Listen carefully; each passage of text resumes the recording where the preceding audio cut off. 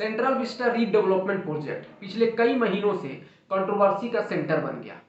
तो वहीं कुछ लोग कहते हैं कि इसके जरिए हमारे चुस्की लेने के अधिकार को छीना जा रहा है, और वहीं कुछ लोग कहते हैं कि हिंदू तालिबान का प्रोजेक्ट है।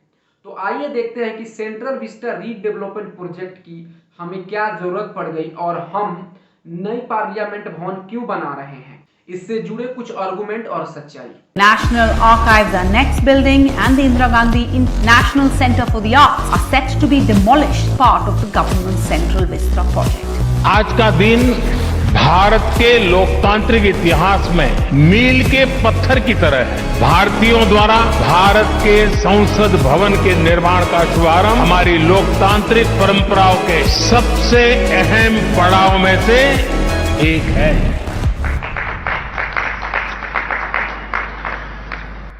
सबसे पहले हम बात करते हैं कि नई पार्लियामेंट की हमें क्या जरूरत पड़ेगी। तो सबसे पहले जो रिक्वायरमेंट है वो है कि 2026 में हमारे सांसदों का नंबर बढ़ेगा, क्योंकि आप देख रहे हैं कि पिछले कई सालों से हमारी जो पॉपुलेशन है वो लगातार बढ़ रही है, लेकिन जो उनको रिप्रेजेंट करने वाले सांसद हैं उनको हमने कांस्टेंट रखा है, उनका नंबर कांस्टेंट रखा है। तो जब यह 2026 में इंक्रीज होगा तो उनको ऐड करने की सुविधा हमारे सांसद भवन में नहीं होगी।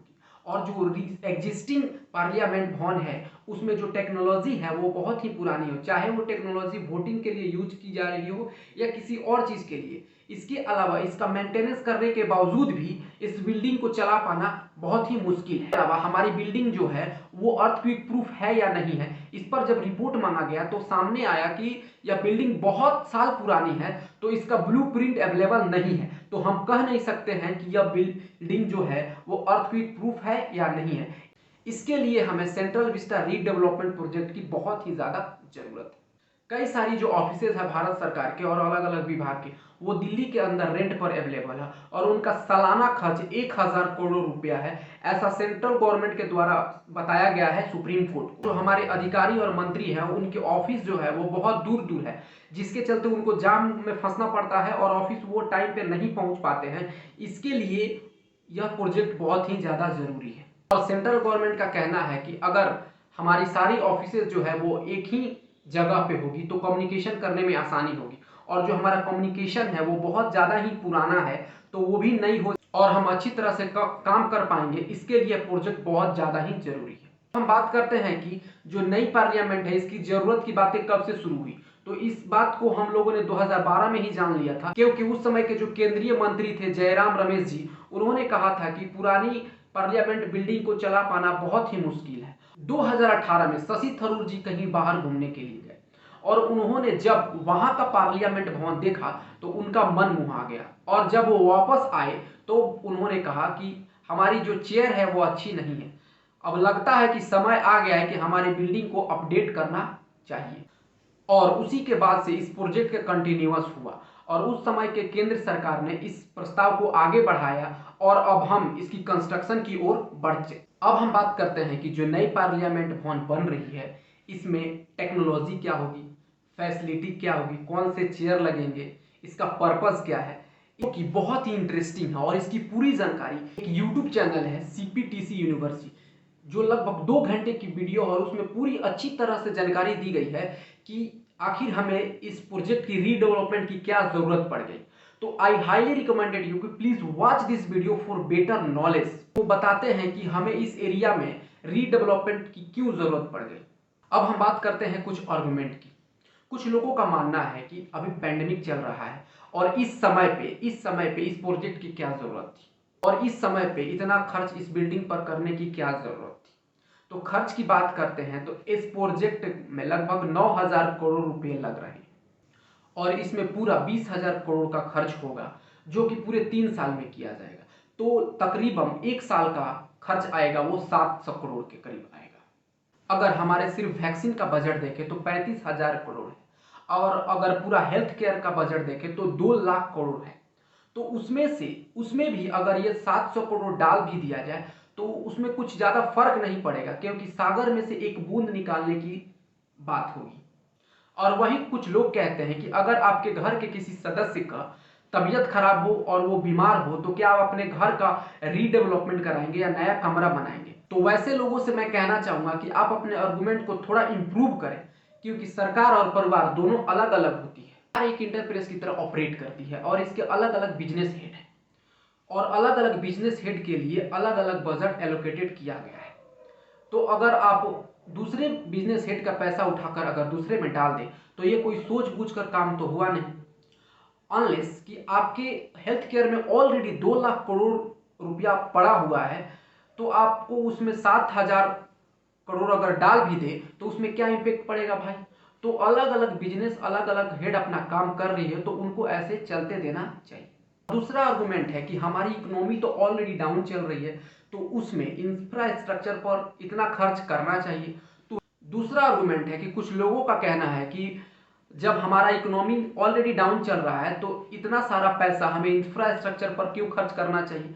तो कुछ रियल इकोनॉमिक्स बताते हैं कि जब हमारा जीडीपी डाउन चल रहा हो तो हमें इस तरह के प्रोजेक्ट पर काम करना चाहिए और इंफ्रास्ट्रक्चर पर काम करना चाहिए। इससे मदद यह मिलती है कि बहुत सारे लोगों को रोजगार मिलती है और लोगों को पैसा मिलता है। लोगों को पैसा मिलता है तो वो सामान खरीदते हैं और वही पैसा आगे मार्केट में जाता है तो हमारी जो जीडीपी होती है वो ऑलरेडी बढ़ने लगती है। इसी वजह से अगर आप इस साल का बजट देखें तो सरकार ने कई सारे जगहों वो इंफ्रास्ट्रक्चर का प्रोजेक्ट बनाया है।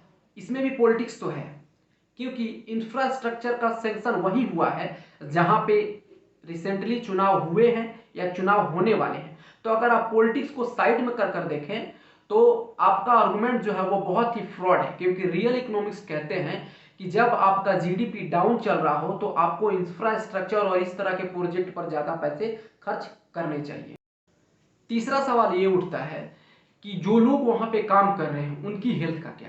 तो सरकार बताती है और जो मीडिया वहां पर कवरेज करने के लिए गई है वो मीडिया जो सरकार को बिल्कुल पसंद नहीं करती है, उनका भी मानना है कि जो मजदूर वहां पे काम कर रहे हैं उनके रहने के लिए कुछ अलग एरिया में उनको खाने पीने के लिए उत्तम व्यवस्था की गई है, क्योंकि उनको बाहरी दुनिया से कोई मतलब ना हो और उनको कम से कम इन्फेक्शन हो।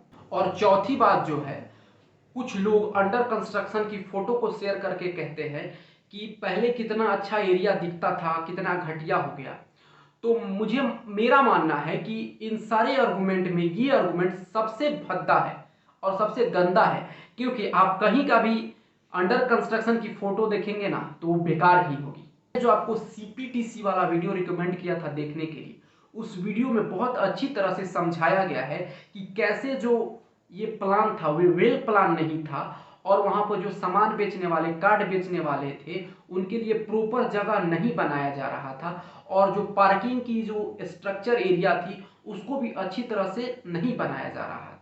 और बात करते हैं कि जो रीडेवलपमेंट के लिए जो पेड़ पौधे हटाए गए हैं तो सरकार ने उसके लिए प्रॉमिस किया है कि उसका रीप्लांटेशन कराएंगे और जैसे नक्शे और ब्लूप्रिंट में हरियाली दिखाई जा रही है वैसा ही हरियाली रियलिटी में दिखाई जाएगी। अंडर कंस्ट्रक्शन की फोटो को शेयर कर कहना कि यहाँ की हरियाली को पूरी तरह से उजाड़ दी गई है, I think it's not a good comment. हाँ, इसके अलावा कुछ लीगल आर्गुमेंट भी है, जैसे कि इस प्रोजेक्ट को स्टार्ट करने से पहले इन्वायरमेंट क्लियरेंस लिया गया कि नहीं, और यहाँ पर जो कुछ पब्लिकली नोटिफाई एरिया था उस नोटिफाई एरिया को गवर्नमेंट लैंड में मिलाने के लिए अच्छा से ट्रीट किया गया कि नहीं, और जो यहाँ का म्युनिसिपल कॉरपोरेशन है उस बॉडी को हटाकर दूसरे बॉडी को शामिल कर यह प्रोजेक्ट किया जा रहा है, इसका रियल बेस क्या है, लीगल बेस क्या है। आर्गुमेंट है, इस पर तो डिस्कशन होना चाहिए और इस पर डिस्कशन सुप्रीम कोर्ट में हो रही है। इन सारे में से कई पॉइंट पे सुप्रीम कोर्ट पे ऑलरेडी डिस्कशन हो चुका है और उसके बेसिस पर सुप्रीम कोर्ट ने कहा था कि हम इस पर स्टे नहीं लगा सकते।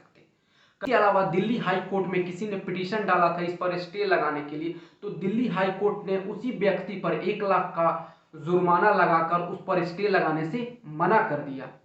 मैं तो यही कहना चाहूँगा कि जो लोगों को लगता था कि उनकी चुस्की यहाँ से छीनी जा रही है, चुस्की का अधिकार छीना जा रहा था, उनकी चुस्की का अधिकार फिर से वापस आएगा। हाँ, इस बार उनकी जो दुकानें होगी वे वेल प्लान होगी, प्री प्लान होगी, और जो कंस्ट्रक्शन के लिए यहाँ से प्लांट हटाए गए थे उस प्लांट का रीप्लांटेशन फिर से होगा यहाँ पर।